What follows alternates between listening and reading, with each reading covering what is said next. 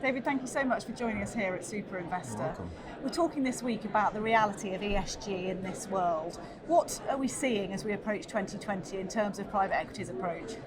Well, it's a really interesting time, and in fact, I would almost refer to it as a paradigm shift in terms of the institutional investment world.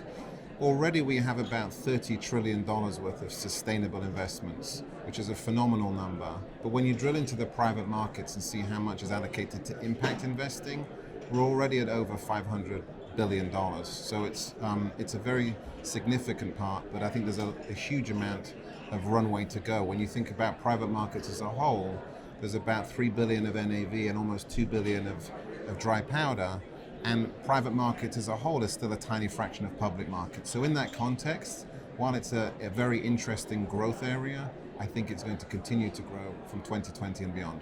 What needs to happen for that continued growth to happen?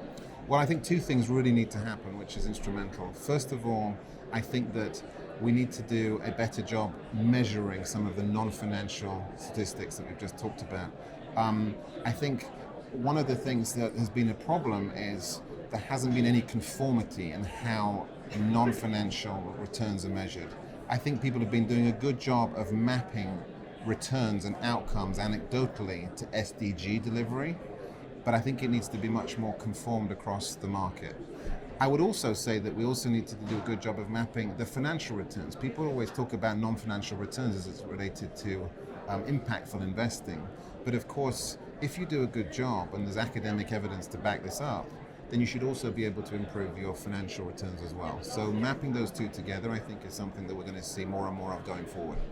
Investors do really want to see this now as well, don't they? They want it to be almost a double bottom line, as one of your colleagues described it, the financial and the ESG impact. It's something that is being demanded. I think it's fascinating. I think what we're going to see, particularly from next year onwards, is that the involvement of an increasing number of different institutions, both by size and by geography. So historically, this may have been more the preserve of family offices, endowments, foundations, but I think we're seeing a huge amount of interest from the pension fund world and the sovereign wealth fund, all of whom, if you think about it, are thinking about their own constituents.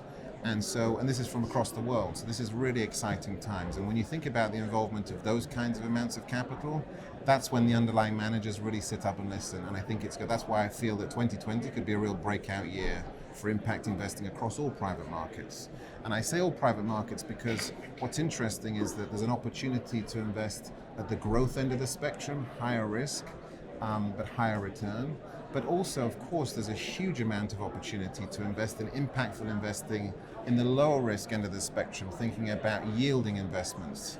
And of course, that covers infrastructure, renewable energy, and of course, a huge plethora of investments within the private credit world. There's been a big shift there in a way, hasn't there? When we talk about ESG now, it's not so much divesting from sin stock and not doing bad, it's actually proactively doing good. Absolutely. I mean, sometimes people conflate ESG and impact, and of course there is some overlap. And I think ESG may have grown out of a sort of a risk management function, but I think there's been an increasing amount of both academic but also empirical evidence to show that this is not just avoiding bad outcomes and frankly, PR issues. It's actually being proactive, as you say, to be able to enable actually outperformance.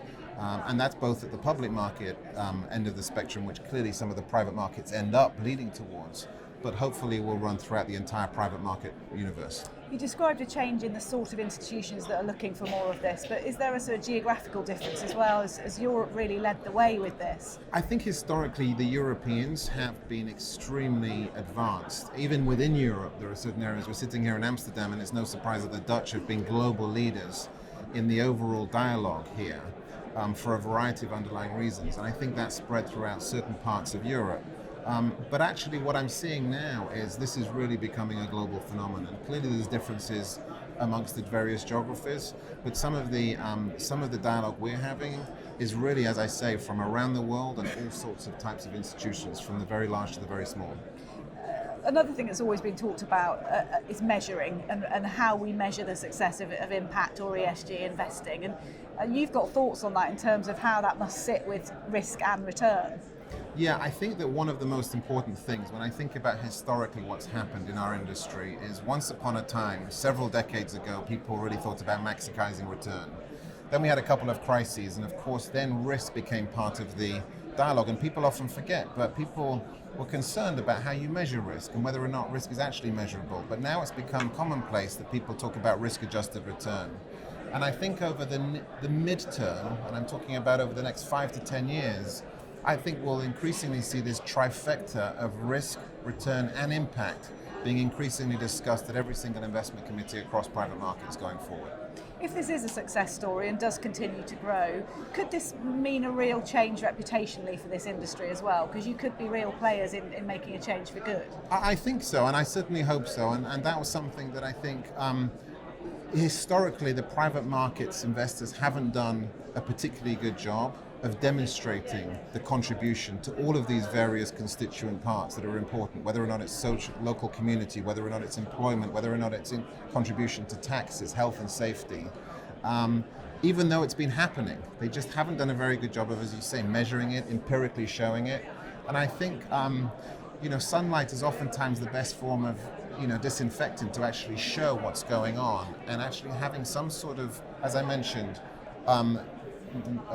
agreed metric system of being able to demonstrate what good private markets can do across all of the private markets is something that can only be beneficial to the industry and as a result beneficial to all. Because so many end clients, pensioners don't even realise their money is invested through private equity, and they'll want to see that change. Well, I think that's exactly the point, and I think the reason why I think pension funds across the world are increasingly sitting up and looking at this is it's to a certain extent looking in the mirror and looking at their own constituents and saying, well, this is what's important. Of course financial returns are important. Historically, people have been looking at making money and being philanthropic as two totally separate things. And I think there's an increasing awareness that it's a much more nuanced spectrum whereby you can actually make money and actually have benchmarked private markets returns in a very low interest rate environment, which is very attractive to people, and generate really interesting impacts, whether or not it's in the local community, whether or not it's related to the environment, or whether or not it's in terms of good corporate governance, or a combination ideally of all of the three. David, fascinating to talk to you. Thank you so much for sharing your insights. You're very welcome. Thank you.